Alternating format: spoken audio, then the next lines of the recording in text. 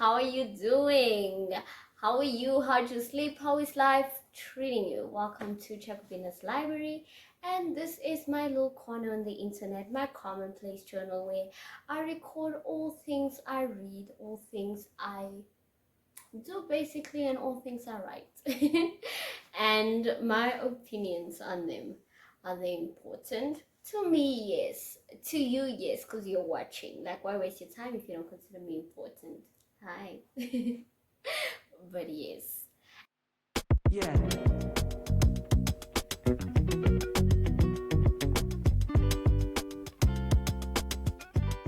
And today in this video, I'm just going to give you a recap of my reading year last year. And then we're going to also talk about what my reading goals are for the year, which are not going to be I'm not gonna be as detailed as the ones that I posted last year on my previous channel, because I found what works for me, and we're gonna talk about it more in a video that I'm gonna dedicate to you, the readers, because I feel like it's a very important discussion to be had, especially if you are consuming bookish content. So let's get right into it. So for my year, so I'm consulting a Storygraph. Yes. So I'll be consulting Storygraph because that's the one that I choose. That's the app that I use compared to Goodreads, and I think I'm more consistent on Storygraph because I like the platform more. Also, now they allow us to pause books, because you know what? I love the fact that we can pause books now, because I always start books and then sometimes I'm like, because I'm a mood reader, I get out of the mood of that book and now I'm like, I don't want to read you anymore, but I'm going to continue for a while. And the fact that I can pause now is amazing. So yeah. So for the year 2024, I read 86 books, and I read 25,660 pages. I officially listened to audiobooks. I finished one. That was the Britney Spears memoir, The Woman in Me. I I'll give my opinion on that because I only listened to two audiobooks last year. It was the Britney Spears one, and then the other one is A Memory of Love. I forgot who wrote that one, but it explores the dynamics of countries under military regime, oppression, love, and all the good stuff. Like, I actually do enjoy the second audiobook. I think my first experience with an audiobook was so bad, which was Normal People by Sally Rooney, which is probably also the reason why I can't listen or I can't read Sally Rooney books anymore, or at all in that matter. I think it's honestly because of that audiobook that I don't like Sally Rooney books. But I'm gonna give it a chance. I am gonna give her a chance in the near future once that memory is gone from my mind. So the last book that I read for the year was The Princess Trap by Talia Hibbert. I am reading this because I love a black girl who gets loved, but also I just love the covers. So because they've like the animated covers, I think I have a love-hate relationship with romance books with animated like covers. Why am I saying animated like they're a whole show? With drawn covers. I don't even know how to put it in words. Not my English flying out of my mind. But yes, and the first book was Cruel Paradise by Nicole Fox.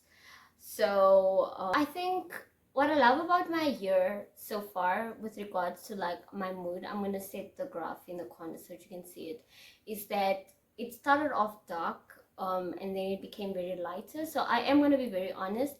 This is the last year was the one year where I read a lot of like light-hearted books compared to 2023, where a lot of my books are very dark. I'm not gonna lie, a lot of them were very dark. But it just, I think it reflected my reading nature and my state of mind at the time. And then last year it started off very dark, and then it got into very light-hearted books because that's majority of what I read throughout the entire year. So okay, so obviously I met my reading goal, which was I think 60 books. Yes, I think my reading goal, no, it was 65 books. So my reading goal for 2024 was 65 books. And I was like, I want to be realistic. As much as I see people who set their reading goals to 100 and something, can I achieve it? Yes, I've done it in previous years. But am I gonna set such high standards for myself? No, like, it's also with the fact that I don't record everything that I read because I don't want it to mess up the books that I get recommended. So I don't record everything that I read. Um, so that's probably why my stats are always gonna be the way they are. But also I'm realistic with myself because I know I have busy months, busy season. Then you go into a reading slump. So no. Okay. So for my top three, no, let's do the top four because I'm actually proud of number four. So my top four genres that I read the most for the year of 2024 was romance at number one with 100. No, not with 100. I didn't make 100 books. Wow, girl, no. With 56 books, which I'm like, okay, good. But I think it's also because I read a lot of romantasy. And paranormal romance, which counts as fantasy for some reason. I feel like paranormal and fantasy have to be like separated just because of the nature of the books that they write. So, but that's my opinion. So it's because of that. I was reading a lot of fantasy and paranormal romance, hence why the romance is very high with a 56. And the second one would be fantasy with a value of 36.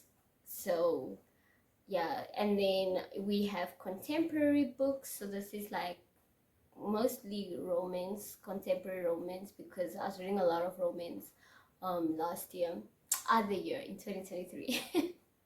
Sorry guys, my mind, it'll catch up to me. I was reading a lot of romance in 2023 and that obviously flowed into 2024, and hence why I picked up fantasy, and then it's going into that. And the one that I'm proudest of the most is graphic novels. I have 11 graphic novels that I read this year, and it is honestly a genre that I have come to love as an artist and as a storyteller.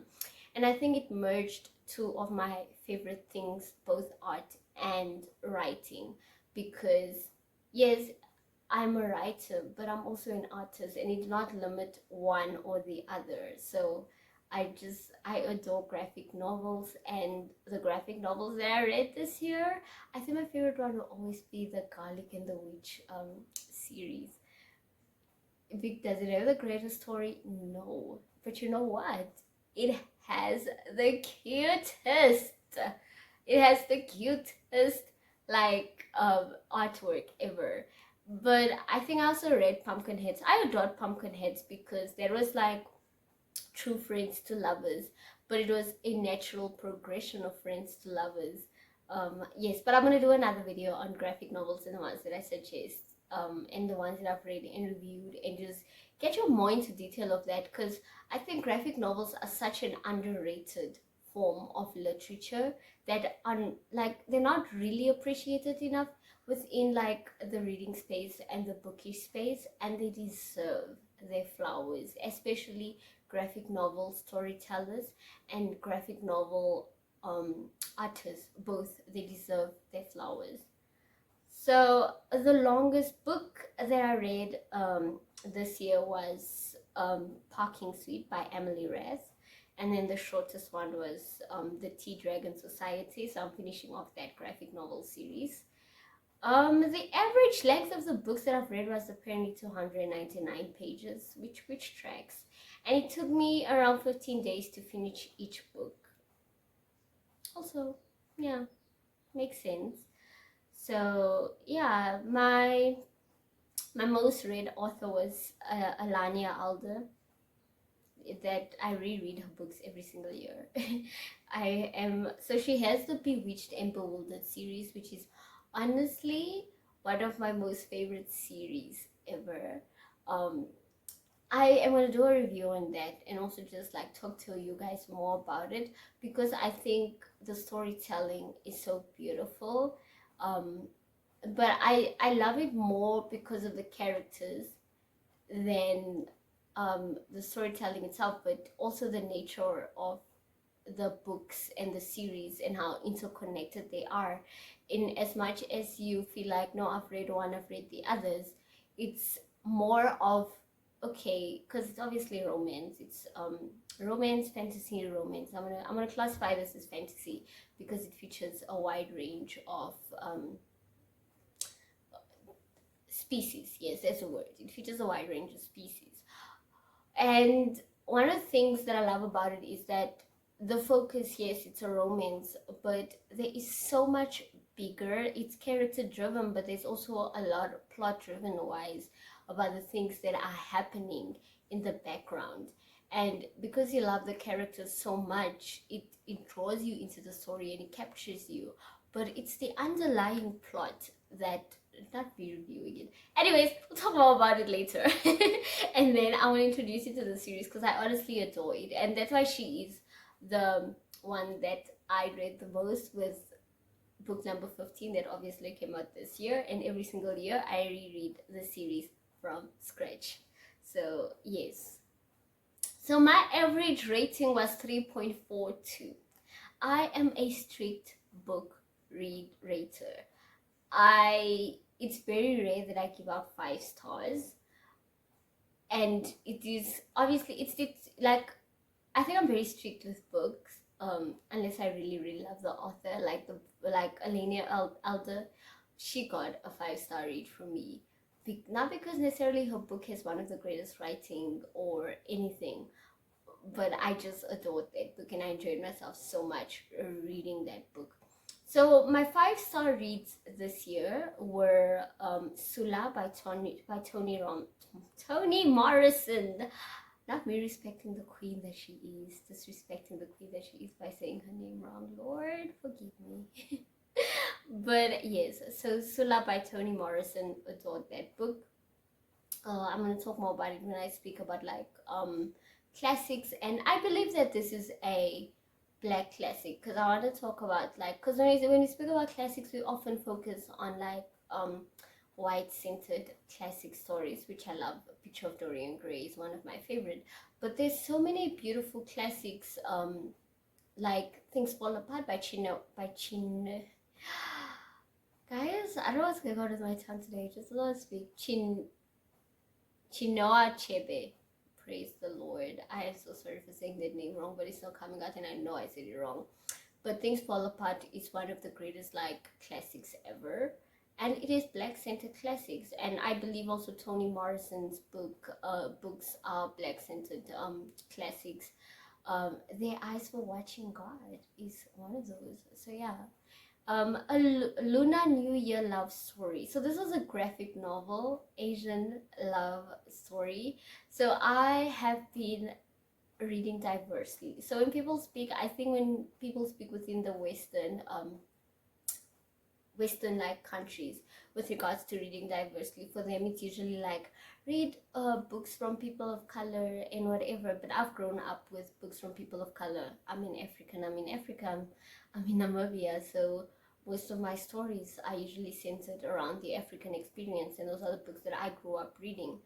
And then obviously I was like, let me read diversely. So I have been exposed to Asian books. I'm getting I'm not going to talk about white-centered books because I grew up on the Percy Jacksons and the Divergence and all that. So that I don't even have to expose myself to. But things like Asian stories, it was very rare that I've read a book by someone that is Asian that wrote a book. So this was the year that I gave it a chance. Like Days at the Morisaki Library last year, I honestly enjoyed that book.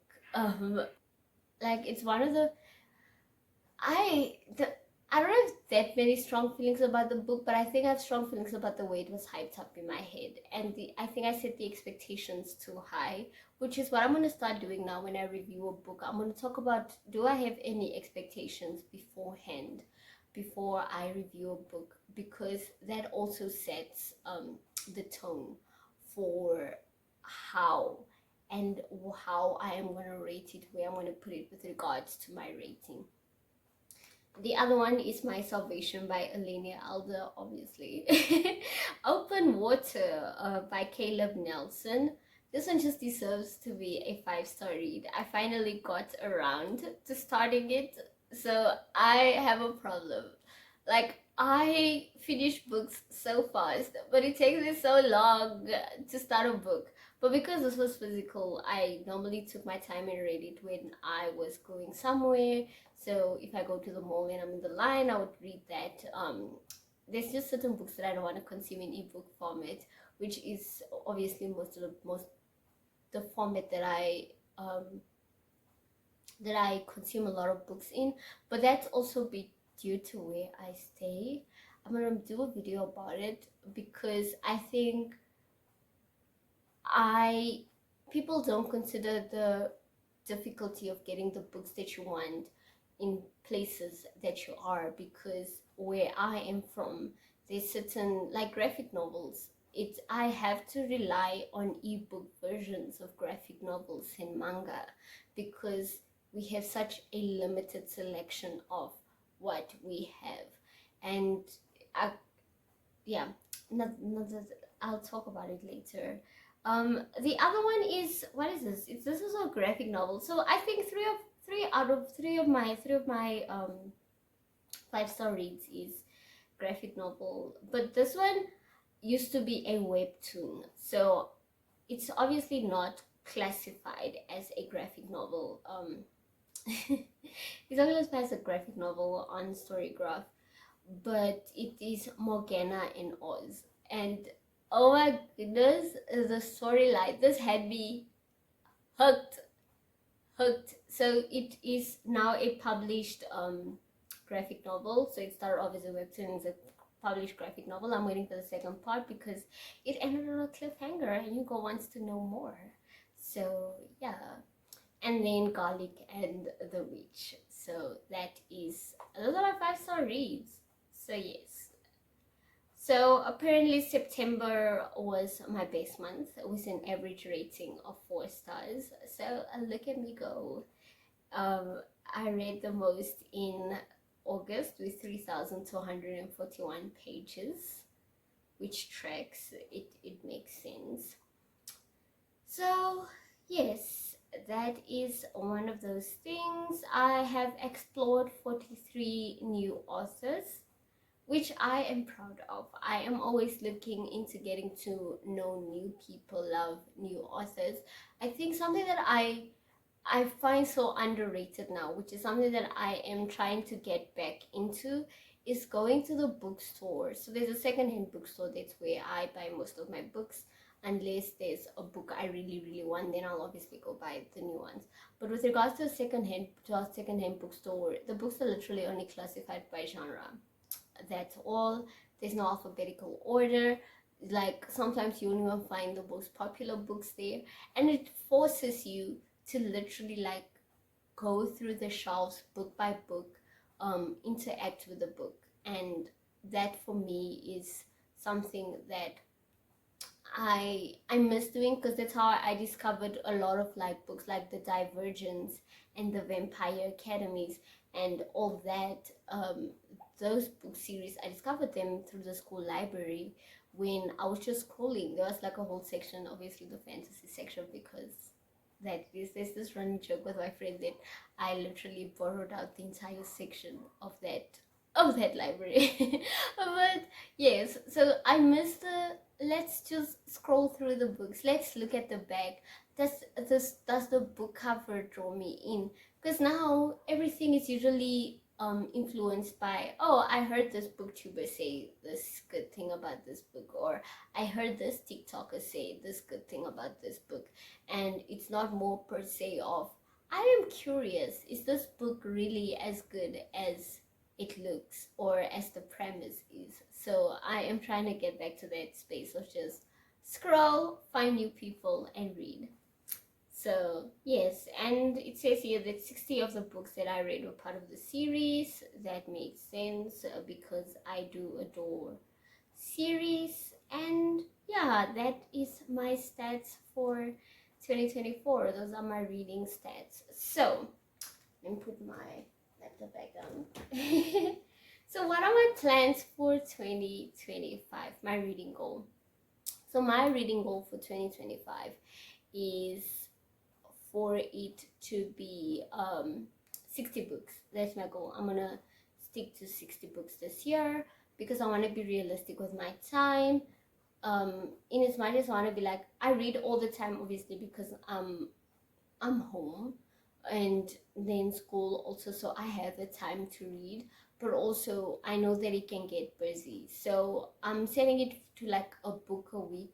That will be 52 plus eight books room for days where I read like series, like during the weekends where you can read like 2 or 3 books, depending on obviously how long and short a series is.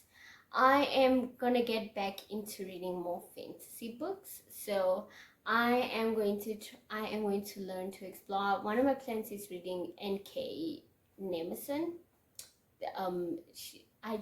There's this series that she wrote, and I heard that she has such a good writing style, so I want to read her, and just getting back into reading like more fantasy series. So that is a goal for the year. Do I have any anticipated releases? You know what? Last time I set myself up for anticipated releases, I didn't even read them. But the one that I'm looking forward to this year is Catabasis by RF Kwang, because RF Kwang. So I'm looking forward to that. I think Lauren Asher is updating her Lakefront Billionaire series too. I haven't even checked. You know what? I haven't checked. I am a person who's like, if I hear that there's a new book out, I will check it out if I'm in the mood for it. It's like Anna Huang series, the King of whatever series. That series, I forgot the name. I'm gonna put a picture in the corner. But with regards to that series, I honestly want to like get the series to finish first, and I'm gonna read it in time, but I know that it's updating this year too, so it is what it is. And yeah, but I think my most anticipated release for the year is just Catabasis by Harv Kwang. And then any other goals, I think my writing goals is too, so I am writing a book right now too, to be exact, because my mind wanders, and once I focus too much on one thing, it's just too much for myself. So I am writing a fantasy based on some things from my culture, which is I'm going to talk about later when I'm done with the fantasy. But yes, so I'm writing a fantasy and a romance. And also I am planning on publishing a series of short stories. They're all going to be free for me to obviously just practice writing, but also improve my craft. But those are my writing plans for the year. Short stories galore for everyone. My 2 books, the romance and a fantasy book, which I am planning to be a duology, because everything that I have planned in my mind, I was going to make it like a standalone fantasy books, because actually standalone fantasy books are so underrated, and I need a standalone fantasy book because we have people like Brandon Sanderson like updating their books, but it takes so long to update. With standalones, the story is done and I can settle. But it's a duology, because if I don't, it's just gonna be a lot. Yes, so that is the plan. And then YouTube wise, you guys are just gonna have to subscribe and get the notifications to find out what my plans are. But that is something that I am super excited for. But yes, I thank you guys for watching me ramble, talk, update you, and I hope you leave the space left as usual. I sound like a sitcom. Oh, what is wrong with me? But anyways, I hope you guys leave this space so much loved and you carry love into your world. If there's one thing you're gonna do this year, please carry love into the world. Like, there is so much hate, so much pain and everything going on already. All we need is love. And there's this beautiful song by, I am forgetting a lot today, but anyways, the song's lyric literally says is that what the world needs now is love, sweet love. So we need that love. Go spread the love into your world. But I love you guys so much. Thank you for watching, and I will see you next time. Bye. Yeah.